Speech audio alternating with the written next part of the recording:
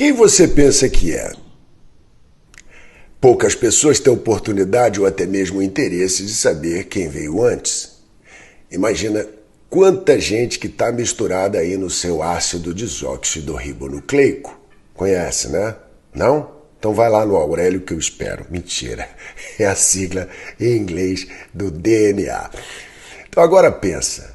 Para nascer nós precisamos de 2 pais, 4 avós, 8 bisavós, 16 trisavós, 34 tetravós, 64 pentavós, 128 hexavós, 256 heptavós, 512 oitavós, 1024 n-avós, 2048 decavós.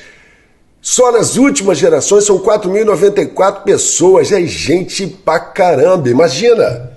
Juntar todo mundo ia precisar do quê? De um ginásio, né? E isso tudo só nos últimos 300 anos, antes de eu e você nascermos. Quem foram essas pessoas? De onde eles vieram? Quantas lutas, quanta pauleira braba já viveram, guerras, fome, epidemias, catástrofes. E mesmo eles não tendo a menor ideia que você ou eu estaríamos aqui hoje, quanto amor, quanta alegria, quanta vitória, quanta prosperidade, quantas características pessoais, não é? Qualidades, defeitos, medos, virtudes, coragem, esperança. E quer você queira ou não, está aí em algum lugar dentro de você, dentro das suas células, está tudo aí. E quando você for olhar no espelho da próxima vez, para e pensa nesse mundaréu de gente que te habita. E nós só existimos graças a tudo que cada um deles passou. Faz sentido, né? Porque viver não é fácil. Sobreviver é um exercício diário. Hoje em dia a gente aperta um interruptor e a luz acende. A gente abre uma torneira e sai água. Lá atrás não tinha nada disso. Não tinha penicilina, não tinha raio-x, não tinha anestesia. Passados 60 anos era um feito. E outra, a maioria dos nossos ancestrais nem nasceram aqui, eles vieram de outros países. Como é que eles vieram parar aqui? De onde eles vieram? Quem juntou com quem?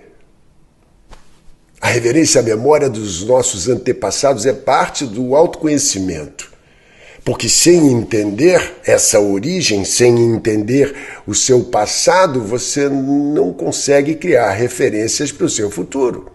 Outro dia eu ouvi o Mário Sérgio Cortella, que eu adoro, uma das mentes mais brilhantes que eu conheço, ele falando uma frase de um filme que, apesar do contexto dele ser diferente, cabe muito bem aqui no nosso papo de hoje. E ele dissertava sobre o resgate do soldado Ryan. Um filme extraordinário do Spielberg, né, onde um pelotão é designado para repatriar um soldado que estava no fronte durante a invasão da Normandia, na Segunda Guerra.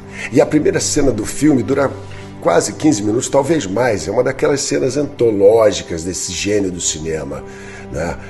O desembarque na praia, na posição Omaha, que foi a mais difícil, né? E aquela saraivada de bala, aquelas câmeras subaquáticas, lembra? O sufoco dos soldados desprotegidos. É uma cena muito realista, muito impressionante, difícil de ver. E por que resgatar um soldado enquanto outros milhares estavam perdendo suas vidas? Por que aquele soldado específico?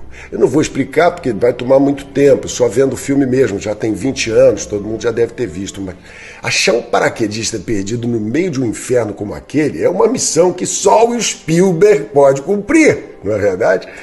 E quando encontram finalmente o tal soldado, interpretado pelo Matt Damon, apesar de ele ficar devastado com a notícia da perda dos irmãos, ele não quer parar de lutar, voltar para casa. Ele não aceita. Ele acha que é dever dele continuar, pela memória dos irmãos. Mas acontece que vários outros morreram para que ele pudesse ser salvo. Esse é o dilema do filme. E quem não viu, é melhor parar esse vídeo agora, porque é spoiler. Numa das cenas finais, o comandante da operação, personagem de um dos monstros do cinema contemporâneo, Tom Hanks, é baleado e fica encostado numa mureta. E o Ryan vai até ele, não é? E o capitão, antes de morrer, segura o jovem pelos colarinhos e diz para ele: faça por merecer. faça por merecer. Será que depois de tudo que passaram nossos ancestrais, toda a dificuldade, toda a resiliência, todo o sacrifício para criar os filhos, para que eles pudessem também criar os seus próprios filhos e assim por diante, não é?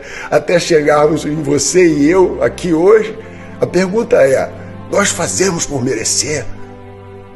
Por merecer a nossa existência, merecer a vida, esse mistério magnífico que mesmo não conhecendo toda a razão, nós participamos, não é, dessa vida e que nós partilhamos com outras e outras pessoas que vieram antes de nós. E que no mínimo deveríamos honrar o que fizeram pela gente.